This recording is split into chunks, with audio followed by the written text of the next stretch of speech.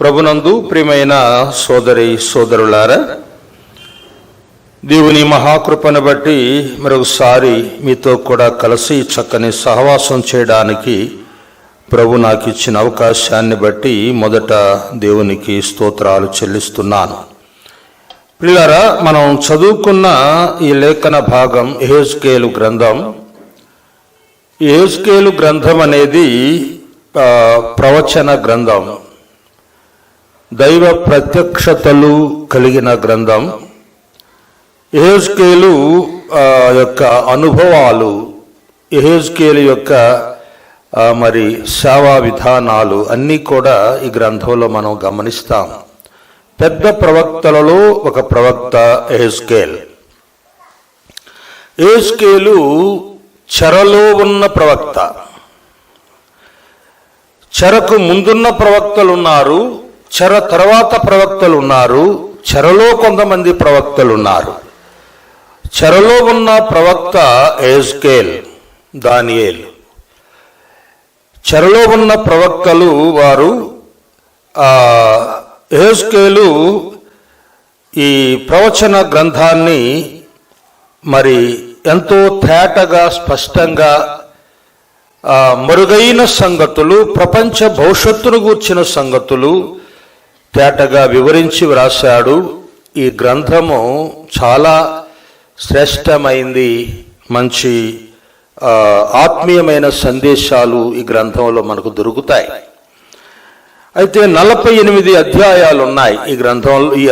ఈ గ్రంథంలో 48 అధ్యాయాలు ఉన్నాయి. ఈ 48 అధ్యాయాలు 3 భాగాలుగా విభజించవచ్చు. ఎలాగంటే, మొదటి అధ్యాయము నుండి 24వ అధ్యాయం వరకు దేవుడు ఇశ్రాయేలుల మీదికి పంపిన శిక్ష. దేవుడు ఇశ్రాయేలు మీదికి పంపిన లేక వచ్చిన శిక్ష. తర్వాత 25 నుండి 32 వరకు అన్యజనుల మీదకి వచ్చిన శిక్ష. అన్యజనుల మీదకి వచ్చిన 25 నుండి 32 వరకు అన్యజనుల మీదకి వచ్చిన శిక్ష. తర్వాత 33 నుండి 48 వరకు ఇశ్రాయేలీలకు వచ్చిన రక్షణ. ఇశ్రాయేలు మీదకి వచ్చిన రక్షణ. ఈ విధంగా ఈ గ్రంథాన్ని 3 భాగాలుగా విభజించి ధ్యానం చేసుకుంటే ఎంతో ప్రయోజనకరం. ఆ తర్వాత ఈ గ్రంథంలో పరిశుద్ధాత్మ కార్యము ఎక్కువగా కనబడుతుంది. పరిశుద్ధాత్మ అని, ఆత్మ అనే మాట 21 పర్యాయాలు ఉంది ఈ గ్రంథంలో. ఈ 48 అధ్యాయాల్లో ఎత్తుక్కుంటే 21 పర్యాయాలు ఆత్మ అనే మాట వ్రాయబడి ఉంది. 10 పర్యాయాలు ఆత్మ నన్ను ఎత్తుకొని పోయెను అని యెహెజ్కేలు చెప్తాడు. 10 పర్యాయాలు ఆత్మ నన్ను ఎత్తుకొని పోయెను అని 10 పర్యాయాలు వ్రాయబడింది. ఆ తర్వాత నరపుత్రుడా అనే మాట, ఇది మీకు అప్పగిస్తున్నాను. ఒకవేళ రేపు మీరు ఏమైనా చెప్పగలిగితే రేపు చెప్పండి, ఇప్పుడు కాదు, రేపైనా చెప్పండి. నరపుత్రుడా అనే మాట ఎన్ని పర్యాయాలు ఉంది అనేది 91. సరే, జ్ఞాపకం వాళ్ళు ఎవరైనా చెప్పండి. ఇప్పుడు చెప్పినా రేపు చెప్పండి. 91 కాదు, 93 పర్యాయాలు ఉంది. చెప్పారు కనుక ఓపెన్ చేశా. 93 పర్యాయాలు నరపుత్రుడా అనే మాట ఉంది. దానియేలు గ్రంథములో 1 పర్యాయం మాత్రమే నరపుత్రుడా అనే మాట ఉంది బైబిల్ మొత్తంలో. కనుక నరపుత్రుడా నరపుత్రుడా అని యెహెజ్కేలుతో సంబోధన చేశాడు దేవుడు. అయితే 93 పర్యాయాలు నరపుత్రుడా అనే మాట ఈ గ్రంథంలో మనం చూస్తాం. సరే, చూడండి, ఇక్కడ యెహెజ్కేలు మొదటి అధ్యాయం మొదటి వచనం చదవండి. అంటే చదివినంత ధ్యానం చేయలేం, కానీ మన సమయాన్ని బట్టి యెహెజ్కేలు యొక్క జీవితం ధ్యానం చేద్దాం. అసలు యెహెజ్కేలు ఎవరు? యెహెజ్కేలు యొక్క జీవితాన్ని మొదట మనం ధ్యానం చేద్దాం, తర్వాత పాఠాల్లోకి వెళదాం. చూడండి, యెహెజ్కేలు అంటే అర్థం ఏంటంటే దేవుడు బలపరచువాడు అని అర్థం. యెహెజ్కేలు అంటే అర్థం దేవుడు బలపరచువాడు అని అర్థం. తర్వాత మొదటి అధ్యాయం మొదటి వచనం చదవండి.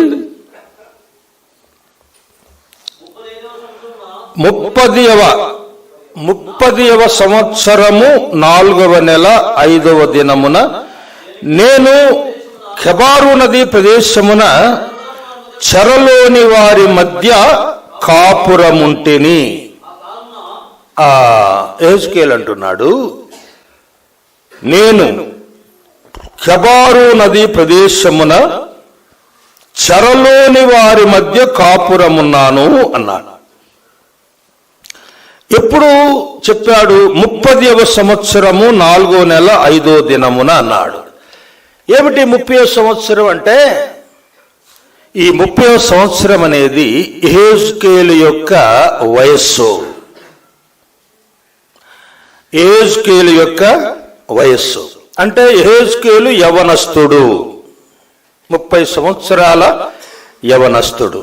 యెహెజ్కేలు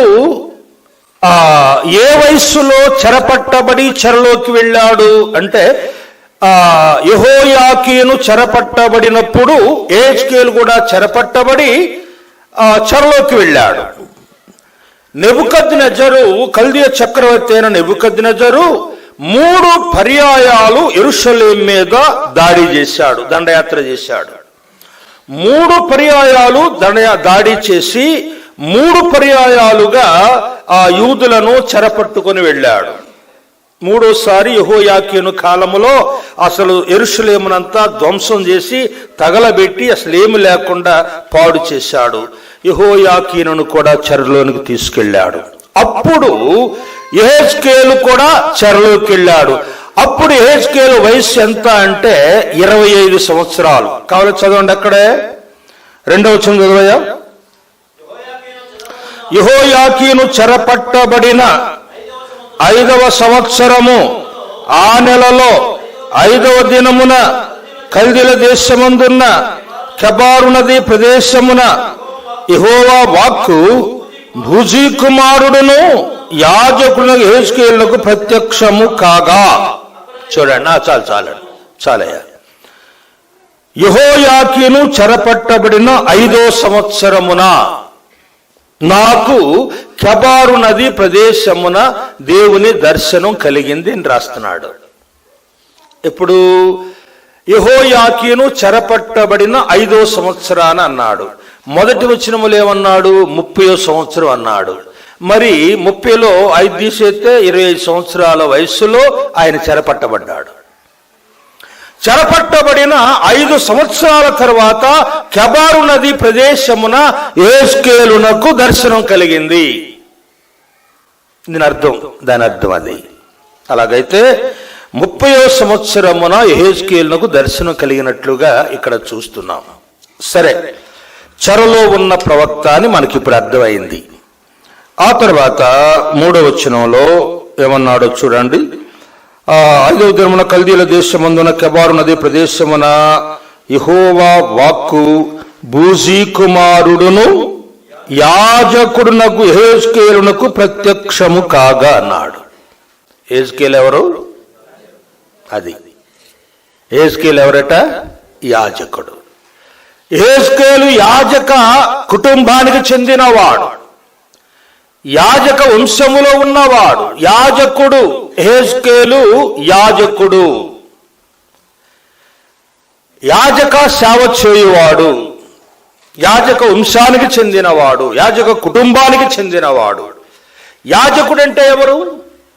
అసలు యాజకుడు అంటే ఎవరంటే యాచించువాడు. యాజకుడు అంటే యాచించువాడు. ఎవరిని యాచించేవాడు? దేవుని యాచించేవాడు. దేవుని యాచించేవాడు, దేవుని ప్రజల పక్షముగా, ప్రజలకు ప్రతినిధి, ప్రజల పక్షముగా అర్పణలు, ఆరాధనలు, నైవేద్యములు, దహన బలులు లేక బలులు అన్నీ కూడా దేవునికి సమర్పించువాడు యాజకుడు. దేవునికిని ప్రజలకును మధ్యవర్తిగా ఉన్నవాడు యాజకుడు. అర్థమైందండి? దేవునికిని ప్రజలకును మధ్యవర్తిగా ఉన్నవాడు యాజకుడు. ప్రజల పక్షంగా దహనబలులు అర్పించేవాడు, ప్రజల పక్షముగా ధూపం వేసేవాడు, నైవేద్యాలు అర్పించేవాడు, ప్రజల విన్నపాలు, ప్రజల అర్పణలు, ప్రజల ప్రార్థనలు అన్నీ కూడా దేవునికి సమర్పించువాడు యాజకుడు. ఆయన యాజకుడు అని ఇక్కడ చూస్తున్నాం. యాజకుడు ప్రియులారా, ప్రత్యక్ష గుడారములో యెహోవా నిబంధన మందసము దగ్గరకు వెళ్ళాలి అంటే ప్రధాన యాజకుడు ఒక్కడే రక్తము చాతపుచ్చుకొని ఆ అడ్డతెర లోపల అతి పరిశుద్ధ స్థలములోనికి యాజకుడు సంవత్సరానికి ఒక్కసారి మాత్రమే వెళ్ళి ఆ నిబంధన మందస్సము ఎదుట సేవ చేస్తాడు.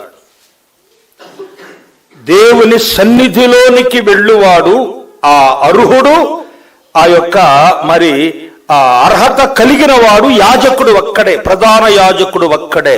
ఎవరు లోపలికి వెళ్ళడానికి వీలు లేదు. అది ప్రధాన యాజకుని వస్త్రాలు, ప్రతిష్ఠితమైన వస్త్రాలు ధరించాలి. సన్ననారతో నేయబడిన తెల్లని అంగి మొదట ధరించాలి, దానికి నడుకట్టు ఉండాలి. దానిపైన నీలిదారముతో నేయబడిన నీలి రంగు వస్త్రాన్ని, ఆ అంగీని ధరించాలి. దానిపైన బంగారుతోను ధూమ్ర రక్త వర్ణములతో నేయబడినటువంటి ఎఫోదును ధరించాలి. ఆ న్యాయ విధాన పథకం ఛాతి మీద కట్టుకోవాలి, తలకు మరి మాలిక కట్టుకోవాలి. అప్పుడు రక్తాన్ని చేత పుచ్చుకొని దేవుని సన్నిధిలోనికి వెళ్ళాలి. అక్కడ దేవుని యెహోవా నిబంధన మందస్సు ఎదుట సేవ చేయాలి. సంవత్సరానికి ఒక్కసారి, 2 సార్లు పోవడానికి వీల్లేదు. అలాంటి అతి పరిశుద్ధ స్థలములో ప్రవేశించగలిగిన అర్హత గలవాడు, యోగ్యత కలిగిన వాడు ప్రధాన యాజకుడు. ఆ వంశములో నుండి వచ్చిన వాడే యెహెజ్కేలు. అయితే యెహెజ్కేలు ప్రధాన యాజకుడు. మన ప్రభు ఎవరండి? ప్రధాన యాజకుడు. 7:26 కదా హెబ్రీ పత్రిక. పవిత్రుడును నిర్దోషి నిష్కలంకుడు పాపులలో చేరక ప్రత్యేకముగా ఉన్నవాడు, ఆకాశ మండలము కంటే మిక్కిలి హెచ్చైన వాడు, ఇట్టి ప్రధాన యాజకుడు మనకు సరిపోయినవాడు. మన ప్రభు ప్రధాన యాజకుడు. మరి మనం ఎవరు అండి? యాజకులం. 2:9 కదా పేతురు మొదటి పత్రిక ఏమన్నాడు? చీకటిలో నుండి ఆశ్చర్యకరమైన తన వెలుగులోనికి ఆ పిలిచిన వాని గుణాతిశయమును ప్రచురం చేయ నిమిత్తము ఏర్పరచబడిన వంశము, పరిశుద్ధ జనమును, రాజులైన యాజక సమూహముగా మన చేశాడు. మనం అందరము ఏర్పరచబడిన వారం, పరిశుద్ధ జనం, ఆయనకి సొత్తైన ప్రజలం. ఆయన సన్నిధిలో నిరంతరము పూజించడానికి అర్హత కలిగిన, యోగ్యత కలిగిన యాజక వంశానికి చెందినవారు మనం యాజకులం. మనం ఎవరు అండి? యాజకులు. అందరూ యాజకులమే, సహోదరులు కాని సోదరులు కాని అందరము యాజకులమే. మన ప్రధాన యాజకుడు పరలోకములో ఉన్నాడు. ఆయన మన పక్షముగా తండ్రి కుడిపార్శ్వమున నీ కొరకు నా కొరకు విజ్ఞాపన చేస్తున్నాడు. ఆ ప్రధాన యాజకుడు మన పక్షంగా ఉంటే మనము యాజకులంగా ఉన్నాం. ఎవరంతటికి వాళ్ళే ఇప్పుడు ప్రభుకు అర్పణలో అర్పించవచ్చు. ఆ అడ్డతెర పోయింది. కల్వరి శిలువలో క్రీస్తు ప్రభు అమూల్యం రక్తమును చిందించిన ఆ క్షణమందే, ఆయన మరణమును పొందిన ఆ క్షణమందే పైనుండి క్రింది వరకు అడ్డతెర చినిగిపోయింది. ఆయన శరీరమును తెర ద్వారా మనకు మార్గం ఏర్పడింది. ఎవరంతటికి వారే స్వతంత్రంగా, సంతోషంగా, స్వేచ్ఛగా పరలోకపు తండ్రికి అర్పణలు అర్పించవచ్చు, ప్రార్థనలు సమర్పించవచ్చు, మన మనవులన్నీ ఆయనకి సమర్పించవచ్చు. ఇప్పుడు మనం స్వతంత్రులమయ్యాం, యాజకులం. పిల్లరా, అందరం యాజకులమే. యెహెజ్కేలు యాజకుడు, మన ప్రభు ప్రధాన యాజకుడు, మనమందరం కూడా యాజకులం. రెండవ అధ్యాయం, యెహెజ్కేలు జీవితంలో కొన్ని సంగతులు మనం ధ్యానం చేస్తున్నాం. 2వ అధ్యాయం 4వ వచనం. వారు సిగ్గుమాలిన వారును కఠిన హృదయులై ఉన్నారు, వారి యొద్దకు నేను నిన్ను పంపుచున్నాను. వారు తిరుగుబాటు చేయవారు గనుక వారు వినినా వినకపోయినను తమ మధ్య ప్రవక్త ఉన్నాడని వారు తెలుసుకొనున్నట్లు ప్రభువు యెహోవా ఇలాగు సెలవిచ్చుచున్నాడని నీవు వారికి ప్రకటింపవలెను అన్నాడు. రెండవది, ఎవరైనా ప్రవక్త. యెహెజ్కేలు ప్రవక్త. వారి మధ్య, ఆ జనుల మధ్య, ఆ ప్రజల మధ్య ముళ్ళ తుప్పల వంటి, తేళ్లు వంటి భయంకరమైన ప్రజల మధ్య ప్రవక్త ఉన్నాడు అని వారు తెలుసుకునేలాగున ప్రవచించమన్నాడు. ప్రవక్త. యెహెజ్కేలు ఎవరు? ప్రవక్త. చూడండి, మోషే ఎవరు? ప్రవక్త. అహరోన్ ఎవరు? ప్రధాన యాజకుడు. కానీ మోషేకి ప్రధాన యాజకుడు, ప్రవక్త అని రెండు లేవు. అహరోనుకు ప్రవక్త, ప్రధాన యాజకుడు అని రెండు అర్హతలు లేవు.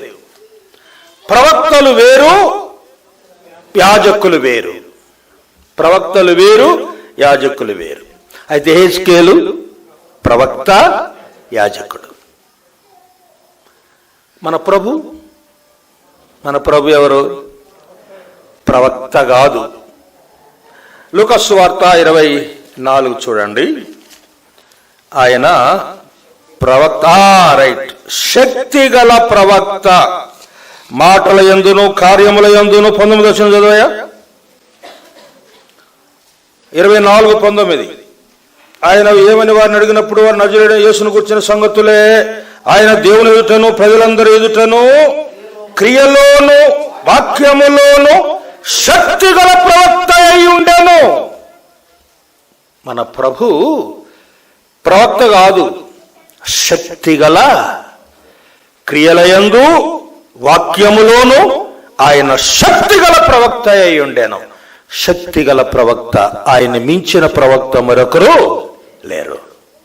ప్రవక్తలు చాలా మంది ఉన్నారు బైబిల్లో, వందల మంది ప్రవక్తలు ఉన్నారు. కానీ ఆయనతో సాటి అయిన ప్రవక్త మరొకరు, ఆయన శక్తి గల ప్రవక్త. ప్రియులారా, మన ప్రభు శక్తి గల ప్రవక్త అయి ఉన్నాడు. మరి మనం ఎవరం? మన ప్రవక్తలమా? ఆఖరి ప్రవక్త అని, చివరి ప్రవక్త అని, ఫలానా ప్రవక్త అని పేర్లు పెట్టుకునే వాళ్ళు ఉన్నారు నేటి దినాల్లో. కానీ ఎవరు ప్రవక్తలు కారు. ఎవరు ప్రవక్తలు కారు. మనం ప్రవక్తలం కాము, వక్తలం.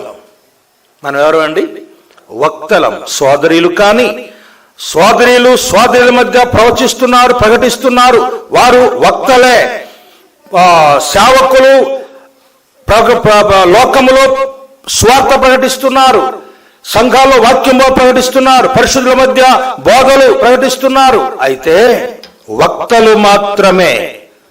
ప్రవక్త అంటే ఎవరంటే దేవుని యొద్ద నుండి వర్తమానమును పొంది ప్రజల దగ్గరికి వెళ్ళి ఆ వర్తమానం అందించేవాడు ప్రవక్త. రాబోయే కాలములో జరగబోయే సంభవాలను గూర్చి ప్రవచించేవాడు ప్రవక్త. రానున్న దినాల్లో ఇలా జరగబోతుందని ఏలియా ప్రవచించాడు. మోషే ప్రవచించాడు, ప్రవక్తలు ఎంతో మంది ప్రవచించారు.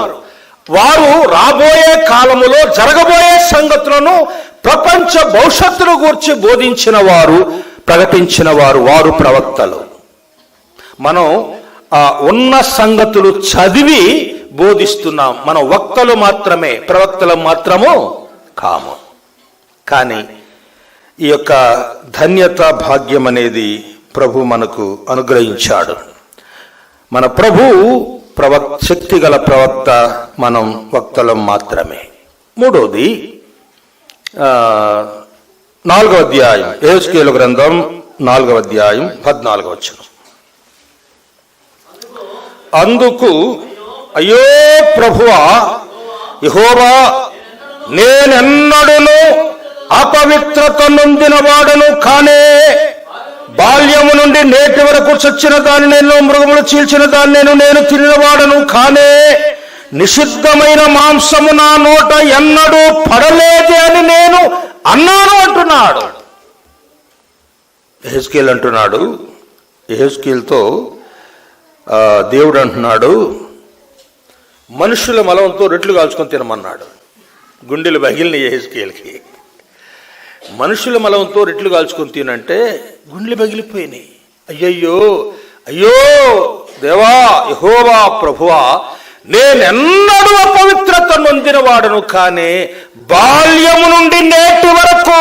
ఆ మాట వినండి, ఇది ఛాలెంజ్తో కూడిన మాట.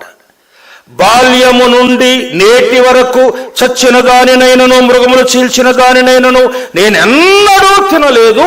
నిషిద్ధమైనది ఏది కూడా నా నోట పడలేదు. నా జీవితాన్ని, నా యవ్వన జీవితాన్ని ఎలా నిర్మలంగా, నిష్కలంకంగా కాపాడుకున్నానోనని యెహెజ్కేలు అంటున్నాడు. నిర్మలంగా తన శీలాన్ని కాపాడుకున్నవాడు యెహెజ్కేలు. చూసారా? ఎవరితో చెప్తున్నాడు ఈ మాట? దేవునితో చెప్తున్నాడు, మనుషులతో కాదు. బాల్యము నుండి నేటి వరకు, పుట్టిన దగ్గర నుండి ఈ 30 సంవత్సరాల ఈ వయస్సు వరకు కూడా నేను ఎన్నటికీ అపవిత్రత నొందలేదు. నా జీవితాన్ని, నా శీలాన్ని, నా హృదయాన్ని, నా సాక్ష్యాన్ని భద్రంగా, పవిత్రంగా, పరిశుద్ధంగా కాపాడుకున్నాను. యువ సవాల్ ఈ మాట. యువకులందరికీ ఇది ఒక సవాల్. యవ్వన సోదర సోదరులకి ఇది ఒక సవాల్. నేను నా జీవితాన్ని నిర్మలంగా కాపాడుకున్నాను. యేసు ప్రభు నమ్మక ముందు జీవితాన్ని వదిలేద్దాం. యేసు ప్రభుని నమ్మక ముందు ఆ జీవితాన్ని వదిలేద్దాం. యేసు ప్రభు నమ్మిన దగ్గర నుండి నేటి వరకు, అది బాల్యం అంటే. యేసు ప్రభుని నమ్మిన దగ్గర ఆ రోజు నుంచి అది బాల్యం. అప్పటి నుండి నేటి వరకు, ఇప్పటికి నీకు ఎన్ని సంవత్సరాలు, ప్రభు నమ్ముకుని ఎన్ని సంవత్సరాలు నాకు తెలియదు.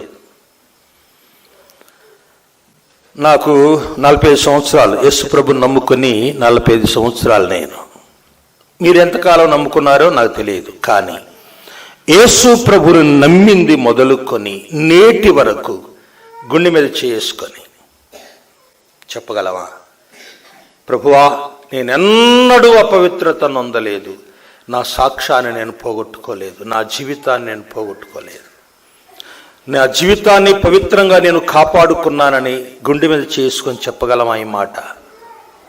ఇది ఎంత ఛాలెంజ్తో కూడిందంటే, నిర్మలంగా మనలను మనం కాపాడుకోవాలి. సాక్ష్యాన్ని కాపాడుకోవాలి. జీవితాన్ని కాపాడుకోవాలి. అయ్యా, ఉద్యోగం పోయిందండి, నా కొరకు ప్రార్థన చేయని అనేవాళ్ళు ఉన్నారు. పోతే పోయిందిలే ఉద్యోగం, ఇది కాకపోతే ఇంకొక ఉద్యోగం దొరుకుద్ది. లేదా గొర్రెలు కాసుకొని బ్రతకొచ్చు, బర్రెలు కాసుకొని బ్రతకొచ్చు కదా అండి. కానీ వస్తుంటే జేబులో పర్సు దొంగలు కొట్టేశారా, పోనీ. చైన్ స్నాకర్స్ ఉన్నారు కదా, బండి మీద పోతా పోతానే మెడలో చైన్ లాక్కుని పోయేవాళ్ళు ఉన్నారు కదా, పోతే పోనీ. బంగారం పోయిందా, డబ్బు పోయిందా, ఉద్యోగం పోయిందా, లేకుంటే ఆస్తి పోయిందా, లేకుంటే మరి మనకున్నటువంటి సంపద గాలివాన కొట్టకపోయిందా, పోనీ. పిల్లారా, చివరికి ప్రాణం పోయిందా పోనీ, సాక్ష్యం మాత్రం పోకూడదు. దాన్ని కాపాడుకోవాలి. ఏది పోయినా పర్వాలేదండి, ఏది పోయినా పర్వాలేదు. ప్రాణం పోయినా పర్వాలేదు. అంటే ప్రాణం ఒకసారి పోద్ది, పోనీ ఎప్పుడైనా పోయేదే కదా. ప్రాణం ముఖ్యం కాదు, సాక్ష్యం ముఖ్యం. క్రైస్తవుడికి సాక్ష్యం ముఖ్యం. మనిషి చనిపోయినా సాక్ష్యం చనిపోదు, సాక్ష్యం మాత్రం చనిపోదు. ఫాక్స్ గారు చనిపోయాడు, ఫాక్స్ గారి సాక్ష్యం చనిపోయిందా? భక్త సింగ్ గారు చనిపోయాడు, ఆయన సాక్ష్యం చనిపోలేదు. గొప్ప గొప్ప భక్తులు చనిపోయారు. ఆనందం గారు చనిపోయాడు, ప్రభుదాస్ గారు చనిపోయాడు, రాజరావు గారు చనిపోయాడు, ఐజక్ గారు చనిపోయాడు. వారి సాక్ష్యాలు అలాగే మిగిలి ఉన్నాయి. ప్రాణం కంటే ముఖ్యమైనది సాక్ష్యం. సాక్ష్యాన్ని కాపాడుకోవాలి, జీవితాన్ని కాపాడుకోవాలి. పరిశుద్ధంగా తన జీవితాన్ని నిర్మలంగా నేను కాపాడుకున్నాను అంటున్నాడు ఎహెజ్కేలు. అపొస్తలుల కార్యం 10వ అధ్యాయంలో కూడా పేతురు ఒక మాట అంటున్నాడు, చూడండి. అపొస్తలుల కార్యం 10వ అధ్యాయం 12వ వచనం, లేక 13 చదవండి. అప్పుడు పేతురు, నీవు లేచి చంపుకొని తినమని ఒక శబ్దము అతనికి వినబడెను. అయితే పేతురు, వద్దు ప్రభువా, నిషిద్ధమైనది అపవిత్రమైనది ఏదైనాను నేను ఎన్నడూ తినలేదు. నిషిద్ధమైనది అపవిత్రమైనది ఏది నేను ఎన్నడూ తినలేదంటున్నాడు. ప్రభుత్వం చెప్తున్నాడు ఈ మాట. మనం చెప్పగలమా? ఎహెజ్కేలు చెప్పాడు, పేతురు చెప్పాడు, మనం చెప్పగలమా? పౌలు చెప్తున్నాడు, మంచి పోరాటము పోరాడి తిని నా పరుగు కడముట్టించి తిని విశ్వాసమును కాపాడుకున్నాం.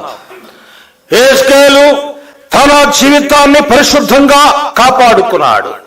పేతురు తన జీవితాన్ని పరిశుద్ధంగా కాపాడుకున్నాడు. పౌలు తన జీవితాన్ని, తన సాక్ష్యాన్ని నిర్మలంగా కాపాడుకున్నాడు. మనం కాపాడుకున్నావా? పోగొట్టుకున్నావా? పోగొట్టుకోవద్దు, కాపాడుకోవాలి. ఎహెజ్కేలు తన జీవితాన్ని నిర్మలంగా కాపాడుకున్నాడు. 4వది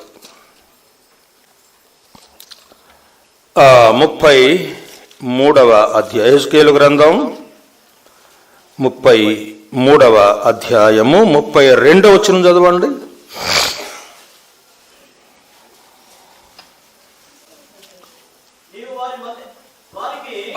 నీవు వారికి వాద్యము బాగుగా వాయించుచు మంచి స్వరము కలిగిన గాయకుడుగా ఉన్నావు. వారు నీ మాటలు విందురు గాని వాటి అనుసరించి నడుచుకొనరు. మంచి స్వరము కలిగి మంచి గాయకుడుగా ఉన్నావు, వాయిద్యము బాగుగా వాయించగలవు. ఎహెజ్కేలుకి మంచి కృపావరం ఉంది. చక్కగా కీబోర్డు ప్లే చేస్తాడట, మంచిగా పాటలు పాడతాడు, మంచి స్వరం, మంచి కృపావరం. వారి మధ్య హార్మోన్ వేసుకొని హార్మోన్ వాయించుకుంటా వారి మధ్యకి వెళ్ళి చక్కగా తన మధురమైన స్వరాన్ని విప్పి చక్కని పాటలు పాడుతూ ఉంటే వాళ్ళు వచ్చి, అబ్బా ఎహెజ్కేలు ఏం పాడుతున్నాడయ్యా, ఏం పాడుతున్నాడు, భలే పాడుతున్నాడు, చాలా ఇంకొక పాట పాడని అడిగడిగి పాడించుకుంటారు. కానీ ఆయన మాటలేనరట. పాటలైతే పాడించుకుంటారు, వాయిద్యం వాయించి పాటలు పాడుతూ ఉంటే తలకాలుతో బాగా వింటారు. కానీ దేవుని మాటలు చెప్పడానికి వచ్చినప్పుడు సరిగా సరేలే అంటారు. మేము కూడా సువార్త దండయాత్రకి వెళ్తాం కదండి, సువార్త దండయాత్రకి వెళ్తే సువార్త దండయాత్ర చేస్తూ ఉంటే మనలో సోదరుడు వాయిద్యం వాయిస్తా పాట పాడుతూ ఉంటే గుంపుగా వస్తారు. మంచి స్వరం అయ్యా, బాగా పాడుతున్నావు అంటారు. ఆ తర్వాత నేను మైకు తీసుకుని సువార్త చెబుతుంటే ఒక్కడు ఉండడు, అందరూ వెళ్తారు. అంటే వారికి వాక్యము అక్కర్లేదు. ఏం కావాలా? పాటలు కావాలా, వాయిద్యాలు కావాలా, సంగీతం కావాలా. సంగీతం మీద ఉన్న ఆసక్తి, సంగీతం మీద ఉన్న భ్రమ వాక్యం మీద లేనే లేదు. అందరు ఇళ్లలోకి వెళ్ళిపోతారండి. వినరో, అందుకంటాడు వారు వినినా వినకపోయినా నీ వారి మధ్య ప్రకటించంటాడు. యెహెజ్కేలు మంచి కృపావరము కలిగిన వాడు. ప్రభు ప్రతి ఒక్కరికి ఏదో ఒక కృపావరం ఇచ్చే ఉంటాడు, ఇవ్వకుండా ఏమో లేడు. అందరికీ తల కృపావరం ఇస్తాడు ఆయన. నాకే కృపావరం లేదని నువ్వు చెప్పడానికి వీల్లేదు. పాటలు పాడే కృపావరం ఇచ్చాడా కొంతమందికి, చక్కగా సువార్త చెప్పే కృపావరం ఇచ్చాడా కొంతమందికి, పరిచర్య చేసే కృపావరం ఇచ్చాడు, హెచ్చరించే కృపావరం ఇచ్చాడు. ఒక్కొక్కరు హెచ్చరిస్తే ఎంత స్ట్రాంగ్గా ఉంటుందంటే అంత స్ట్రాంగ్గా ఉంటుంది. బర్నబాకు ఒక పేరుంది, హెచ్చరిక పుత్రుడు. హెచ్చరించేవారు ఉండాలి సంఘంలో. బాగు చేసుకుంటూ పోయేవాళ్ళే కాదు, బాగు చేసేవారు ఉండాలి, బోధకులు ఉండాలి, స్వార్థికులు ఉండాలి, గాయకులు ఉండాలి, వాయిద్యం వాయించేవారు ఉండాలి, అన్నీ ఉండాలి. కానీ హెచ్చరించేవారు కూడా ఉండాలి. హెచ్చరిక పుత్రుడు బర్నబా, అది కృపావరమే. కొంతమంది సువార్త చెప్పలేరు, వేదిక దగ్గర నిలబడి సువార్త చెప్పలేరు, వాక్యం చెప్పలేరు. కానీ ఒక్కొక్క వ్యక్తిని దర్శిస్తే ఎంత స్పష్టంగా సువార్త చెప్తారో తెలుసా అండి? అది వ్యక్తిగత సువార్త సేవ, అది వారి కృపావరం. మా సంఘంలో ఒక ఆయన ఉన్నాడు, లేడు, ప్రభు దగ్గరికి వెళ్ళాడు. ఆయన వేదిక మీద సువార్త చెప్పలేరు, వాక్యం చెప్తే ఎవరికి ఇష్టంగా ఉండదు, ఇంట్రెస్ట్గా ఉండదు. వేదిక మీద నిలిచి వాక్యం చెప్తే అంత ఇంట్రెస్ట్గా ఉండదు. కానీ ఒక వ్యక్తి దగ్గర కూర్చొని బైబిల్ తీసుకొని కూర్చున్నాడంటే కోత కోస్తాడు. నీ దగ్గర ఈ లోపం ఉంది, నీ దగ్గర ఈ వాక్యానికి సరిపోయినట్టుగా నీ జీవితం లేదు, ఈ విధంగా నువ్వు లోపంలో ఉన్నావని కోత కోస్తాడు. ఆయనకు ఆ కృపావరం ఉంది. ఒక్కొక్కరికి దేవుడు ఒక్కొక్క కృపావరం ఇచ్చాడు. యెహెజ్కేలుకు ప్రవచించే కృపావరం ఇచ్చాడు, పాటలు పాడే కృపావరం ఇచ్చాడు, వాయిద్యం వాయించే కృపావరం ఇచ్చాడు. ఒక ఆయన పాటలు పాడుతూ ఉన్నాడట. ఒక సోదరుడు పాటలు పాడుతుంటే దైవజనులు రాజారావు గారు పక్కన నిలబడి, అప్పుడు గజ్జలు ఉంటాయండి, గజ్జలు వాయిస్తారు కదా, పెద్ద గుండ్ర, ఇప్పుడుంటే ఎవరు వాయిస్తారులే, ఇటు 2 గజ్జలు వాయిస్తూ ఉంటారు. ఈ గజ్జలు వాయిస్తున్నాడంటే ఎవరు? రాజారావు గారు యవనస్తుడుగా ఉన్నప్పుడు వాయిస్తూ ఉంటే డేవిడ్సన్ గారని ఒక ఆయన ఉన్నాడు, పెద్ద ఆయన, డేవిడ్సన్ గారని, జంపని. ఆయన అన్నాడు, ఏయ్ రాజారావు కూర్చో, జీవితంలో ఎప్పుడు నువ్వు అవి వాయించబాకన్నాడు. అంటే ఎందుకు? చేతగాల, ఆ పాట వేరు, ఈయన వాయించే వాయిద్యం వేరు, అందుకని నువ్వెప్పుడు వాయించదు, కూర్చో అన్నాడు. అది మొదలుకొని ఎప్పుడు ఆయన వాద్యానికి జొలిగిపోవాడు. ఎందుకంటే తనదు కాని కృపావరమును ఎవరు అపేక్షించాల్సిన అవసరం. ఇప్పుడు నేనేదో వాక్యం చెప్తున్నాను, నేను కూడా హార్మోని వాయించి పాటలు పాడతానంటే సరిపోద్దా? కాదు, నాది ఆ కృపావరం కాదు. ఒక ఆయన అన్నాడు, అన్నా పాట పాడన్నా అన్నాడు. అప్పుడు ఒక 20 మంది వచ్చారు. అయ్యా నేను పాడమన్నావు కనుక నేను పాట పాడతా, వచ్చిన వాళ్ళు పోతే బాధ్యత నాది కాదు. వచ్చిన వాళ్ళు పోతారు, రావాల్సిన వాళ్ళు రారు, నీకు ఇష్టం చెప్పి పాడతానంటే అయ్యా నువ్వు పాట పాడవద్దులే, వాక్యం చెప్పు అన్నాడు. అట్లాగే ఎవరి కృపావరం వాళ్ళది. ప్రియులారా, యెహెజ్కేలు వాయిద్యము వాయించి చక్కగా పాటలు పాడే కృపావరము ఇచ్చాడు. కృపావరములు నానా విధములు. దేవుడు అందరికీ అన్ని రకాల కృపావరాలు ఇస్తాడు. నాకేది లేదనడానికి వీల్లేదు. ఒక్కొక్కరు మోకరించి ప్రార్థన చేస్తూ ఉంటే ఎంత ఆత్మ నడిపింపుతో ప్రార్థన చేస్తారండి, ఎంత చక్కగా ప్రార్థన చేస్తారు, హృదయాలు కదిలేంతగా ప్రార్థన చేస్తారు. ప్రార్థనలు అంత బలంగా వారు ప్రార్థన చేయగలరు. ఒకరు హెచ్చరిస్తారు, ఒకరు బోధిస్తారు, ఒకరు సువార్త చెప్తారు. మళ్ళీ బోధకులు సువార్త చెప్పలేరు. బజారులో నడివీధిలో బైబిల్ చేతబట్టుకొని యేసు ప్రభువుని గురించిన రక్షణ సువార్త చెప్పాలంటే కొంతమంది బోధకుల చేత కాదు. అది వాళ్ళు వరం కాదు. చక్కగా బైబిల్ క్లాసులు మాత్రం చక్కగా చెప్తారు. కొందరికి ఆ వరం ఉంటుంది, కొందరికి ఈ వరం ఉంటుంది. నానా విధములు దేవుడిచ్చే కృపావరములు నానా విధములు. అందుకే మరి తిమోతితోటి పౌలు అంటున్నాడు, తిమోతి పత్రిక మాట చూడండి. తిమోతితో పౌలు అంటున్నాడు, తిమోతి 4వ అధ్యాయం 14వ వచనం, మొదటి పత్రిక 4:14 చూడండి. పెద్దలు హస్త నిక్షేపణము చేయగా, పెద్దలు హస్త నిక్షేపణము చేయగా ప్రవచన మూలమున నీకు అనుగ్రహింపబడి నీలో ఉన్న వరమును అలక్ష్యము చేయకుమన్నాడు. పెద్దలు హస్త నిక్షేపణ చేస్తే తిమోతికి వరం వచ్చింది. ఏమా వరం అంటే ప్రవచించే వరం.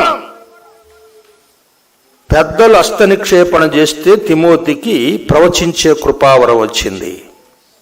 మరి ఇప్పుడు కూడా పెద్దలు నెత్తి మీద చేయబెట్టి హస్త నిక్షేపణ చేస్తే ఏమొస్తుంది? వచ్చుదా? ఆ కాలం వేరు. అది అపోస్తలుల కాలం. అపోస్తలుల కాలములో వారు హస్త నిక్షేపణ చేసినందువలన పరిశుద్ధాత్మ వారి మీదకి వచ్చాను, వారికి కృపావరములు వచ్చాను. మరి ఈనాడు గ్రంథము పూర్తి చేయబడింది. ఇప్పుడు ఎవరు హస్త నిక్షేపణ చేసినా కూడా ఎవరికి ఏమీ రావు. సరే, ప్రవచించే కృపావరము తిమోతిలో ఉంటే పౌలు అంటున్నాడు, ప్రవచించే కృపావరము నువ్వు అలక్ష్యం చేయవద్దు. నీ అభివృద్ధిని అందరి ఎదుట తేటగా కనపరచు అన్నాడు. ప్రభు కృపావరం ఇస్తే, పాటలు పాడే కృపావరం ఇస్తే చక్కగా పాటలు పాడి అనేక ఆత్మలను ప్రభు వైపున మళ్లించవచ్చు. డిఎల్ మూడీ ఆయన సువార్త చెబితే, డిఎల్ మూడీ అనే ఆయన సువార్త చెబితే ఎంతో మంది రక్షించబడతారట. కానీ శాంకి అనే దొరగారు, శాంకి అనే సోదరుడు పాట పాడితే అంతమంది ప్రభు నమ్ముకుంటారట. చూసారా అండి? డిఎల్ మూడీ సువార్త ప్రకటిస్తే ఎంతమంది రక్షించబడతారో, శాంకి ఆ సువార్త పాటలు పాడితే అంతమంది ప్రభు దగ్గరకు వస్తారట. అందుకే అన్నారు, DL Moody speech the gospel, Sankey song the gospel అన్నారట. DL Moody speech the gospel, Sankey song the gospel. ఆయన పాట పాడితే అంతమంది రక్షించబడతారు. అది కృపావరం, మంచి కృపావరం. దేవునికి స్తోత్రాలు. మరి యెహెజ్కేలు మంచి కృపావరము కలిగిన వాడుగా మనం గమనిస్తూ ఉన్నాం. ఆ తర్వాత 5వది చూడండి.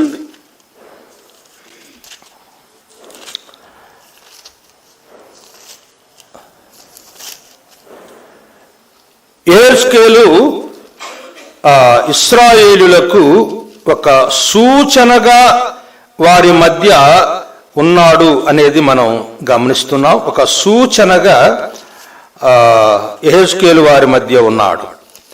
నేను వారి మధ్య నిన్ను సూచనగా ఉంచాను అని అంటున్నాడు. గమనించండి,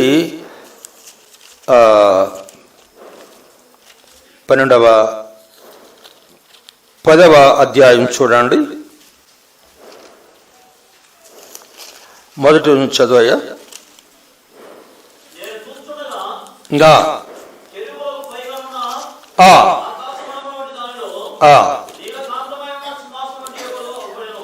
అగపడాను. యెహోవా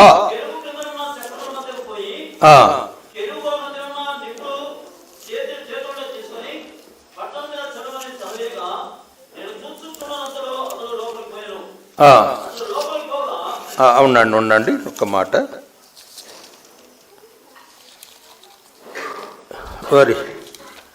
ఓకే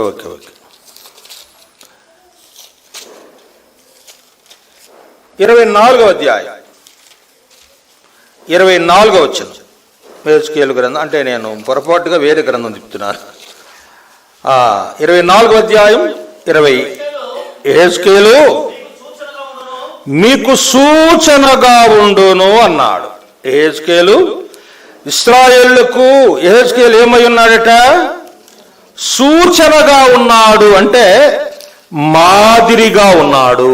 తన ప్రజల మధ్యలో, చెరలో ఉన్న తన ప్రజల మధ్యలో యెహెజ్కేలు ఎట్టున్నాడట?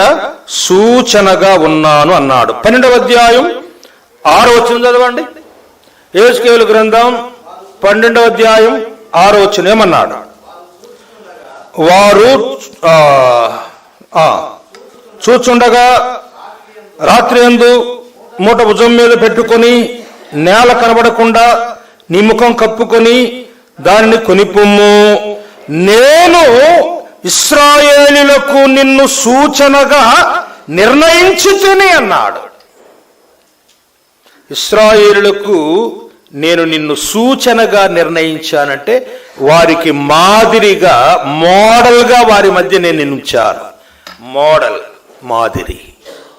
పిల్లరా, ఇశ్రాయేలీయుల మధ్య, చెరలో ఉన్న ప్రజల మధ్య, చెరపట్టబడిన వారి మధ్య, దేవుని ధర్మశాస్త్రమును విసర్జించిన వారి మధ్య, దేవుని మరచిన వారి మధ్య, దేవునికి విరోధమైన వారి మధ్య యెహెజ్కేలు సూచనగా, మాదిరిగా వారి ఎదుట, వారి మధ్యలో కాపురం ఉన్నాడు.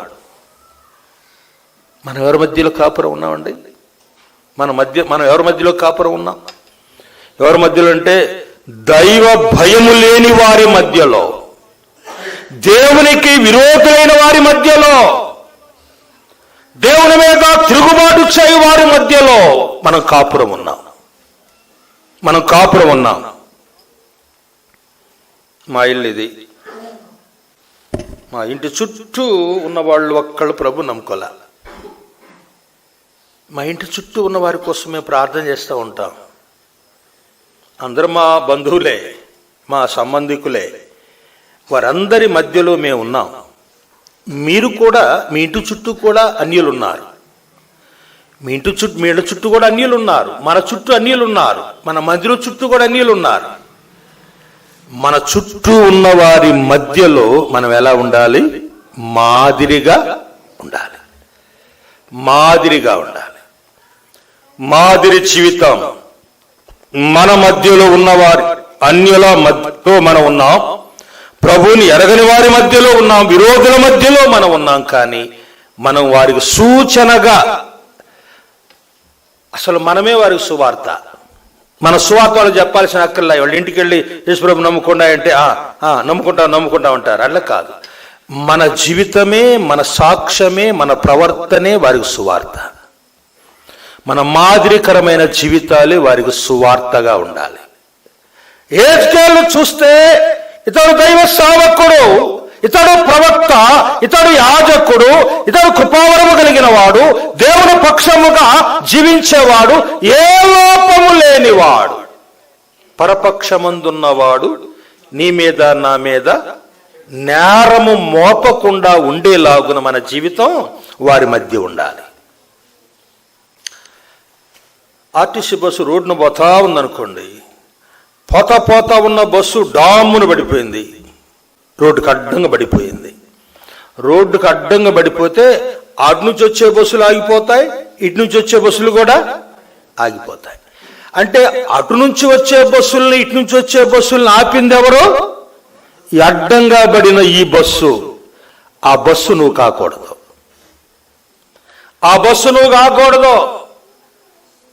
మన జీవితంలో లోపం కలిగి ఉన్నప్పుడు, మనము పడిపోయిన స్థితిలో ఉన్నప్పుడు, వెనక నుండి వచ్చేవారు, లోకములో నుండి ప్రభు దగ్గరకు వచ్చేవారు ఆటంకపడతారు.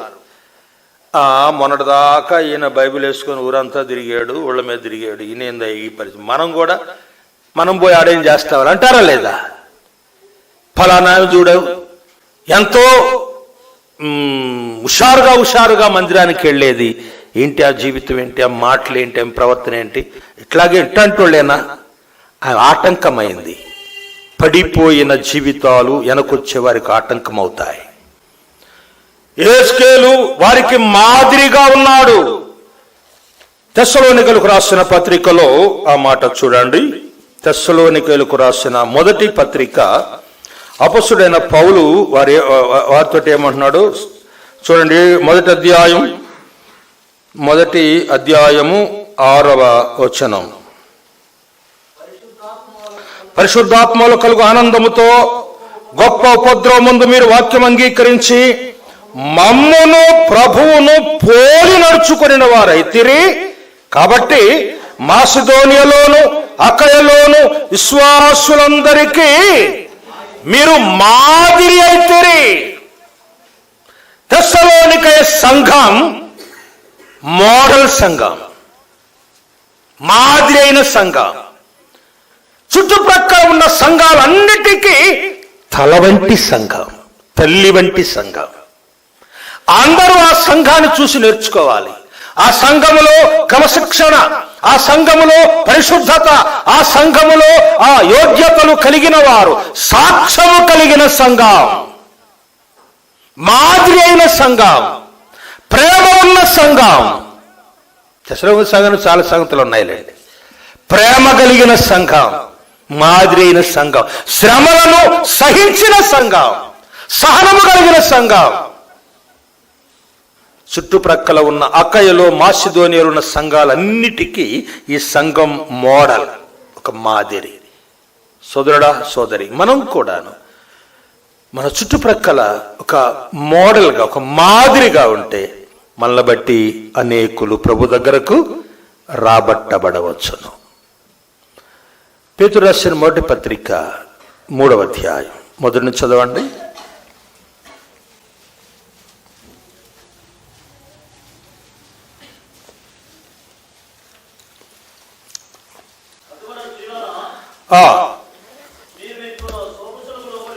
మీ స్వపురుషులకు లోబడి ఉండుడి. అందువలన ఎవరైనాను వాక్యమునకు అవిధేయులైతే వారు భయముతో కూడిన మీ పవిత్ర ప్రవర్తనను చూచి వాక్యము లేకుండానే మీ వారి భార్యల నడవడి వలన రాబట్టబడవచ్చును. మా ఊర్లో నేను ఆరాధనకి వెళ్ళి ఇంటికి వస్తున్నాను. ఆరాధన అయిపోయింది, చర్చి అయిపోయింది, ఇంటికి వస్తున్నా. నాకు ఎదురుగా ఒక ఆయన వస్తున్నాడు. అని నాకు బాగా పరిచయం అయిన ఆయనే, మన కాలనీలో ఆయన. ఏవయ్యా ఎందుకు ఈ రకంగా ఓరక బజార్లో అటు ఇటు తిరగకపోతే ప్రార్థనకు రావచ్చు కదా, ప్రభుని నమ్ముకోవని ప్రార్థనకు రావచ్చు కదా అంటేను అన్నాడు. ఎందుకు అన్నాడు. ఎందుకంటావేందయ్యా, ప్రభుని నమ్ముకున్నాం, మేము నమ్ముకున్నాం, ప్రభు రక్షించాడు, ఆత్మరక్షణ. నువ్వు కూడా ప్రభుని నమ్ముకుంటే చనిపోతే పరలోకం పోతామయ్యా, ఎందుకంటావేంది అని అంటే, మా భార్య వస్తుంది కదా అన్నాడు. వస్తుంది. ఆమెకు మీరు ఆరాధన ఇస్తున్నారా అన్నాడు. ఇస్తున్నాం. అట్టయితే నేను రానన్నాడు. అరే ఇదేంటయ్యా, అట్టయితే రావా? ఎందుకు అని అంటే, అటువంటి దానికి మీరు రొట్టె రసం ఇస్తున్నారు కనుక మీరు కూడా అసుంటోళ్లే కనుక నేను రానుపో అన్నాడు. ఆగో, ఎడకపోతావు, రానుపోని వెళ్తున్నావు ఏంటి, ఆగో. మీ భార్య అలాంటిదని మేము కూడా అసుంటోళ్ళు అన్నావు, అసలు మీ భార్య అలాంటిది ముందు నువ్వు చెప్పు అన్నా. మాకు చెప్పాలిగా, మాకు తెలియదు కదా, మేము ఆరాధన ఇస్తున్నాం, మంచిదని ఇస్తున్నాం, మరి ఎట్టుదో చెప్పానంటే అన్నాడు. ఏం చెప్పమంటావయ్యా, ఏం చెప్పమంటావు? మీరు దగ్గరకు వచ్చింది రొట్టె రసం తింటది, మీ ఇంటికి వచ్చి నన్ను నా పిల్లలు దాన్ని ఇష్టూసుడు తిట్టుద్ది, అసలు దానికి మీరు రొట్టె రసం ఇస్తున్నా అన్నాడు. నేనన్నా, నువ్వు మంచోడు అయితే ఎందుకు తిట్టుద్దిరా? అసలు నువ్వు మంచోడు అయితే ఎందుకు తిట్టుద్ది? నువ్వు మంచోడు కాకనే తిడుతుంది. చూడండి, భర్తలు భార్యల సాక్ష్యం చెప్తారు. భార్యల సాక్ష్యం భర్తలు చెబుతారు, భర్తల సాక్ష్యం భార్యలు చెబుతారు. అవి నమ్మాకండి. ఎందుకంటే భర్త మీద 99 చెప్పుద్ది భార్య, అసలు నమ్మొద్దు. ఎందుకంటే ఆ ఈర్ష్య ద్వేషాలు ఉంటాయిలేండి, ఫ్యామిలీ కనుక అవి ఉంటాయి. అలా కాదు, అతని సాక్ష్యం సరైందా కాదని ఇతరులు చెప్పాలి, ఇతరులు చెప్పిన సాక్ష్యం తీసుకోవాలి. కనుక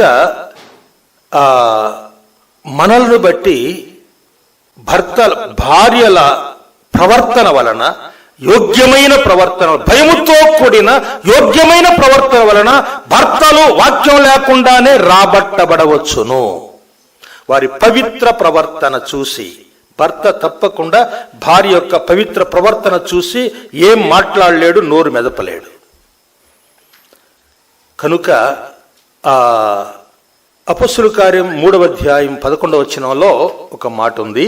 ఏంటంటే, అక్కడ కుంటివాడు బాగుపడ్డా. శృంగారమైన దేవాలయ ద్వారం దగ్గర కూర్చున్న కుంటివాడు, నజరేయుడు యేసు నామమున అతడు చేయబట్టుకుని లేపగానే వాడు దిగ్గున చీల మండల బలం పొంది దిగ్గున లేచి నిలిచి నడుచుచు గంతులు వేయచు దేవుని స్తుతించుచు వారితో కూడా దేవాలయములోనికి వెళ్ళెను.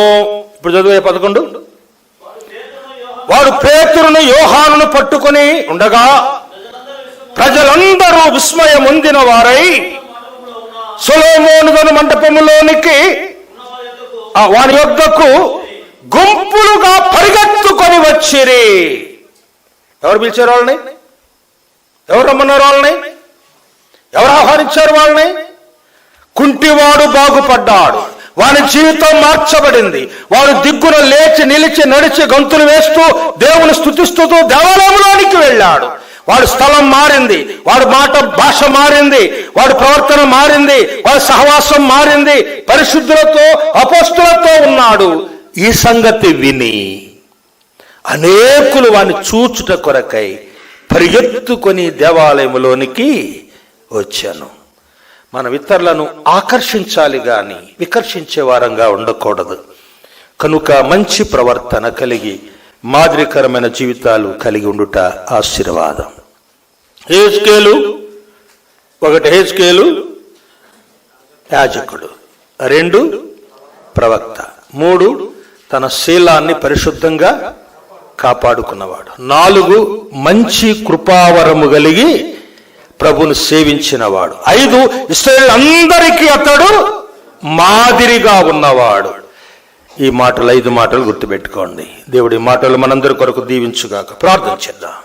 ప్రేమగల మా ప్రియ పరలోకపు తండ్రి, పరిశుద్ధుడా, మీ నామానికి వందనాలు, స్తోత్రాలు. ఇంతవరకు మీరు చేసిన సహాయం కొరకై స్తుతులు చెల్లిస్తున్నాం. చేరి వచ్చిన ప్రజలందరినీ దీవించమని, మహిమ పొందమని మా ప్రాణప్రియుడు రక్షకుడైన యేసు ప్రభు ఘనమైన నామమున ప్రార్థన చేసి వేడుకుంటున్నాము తండ్రి. ఆమేన్.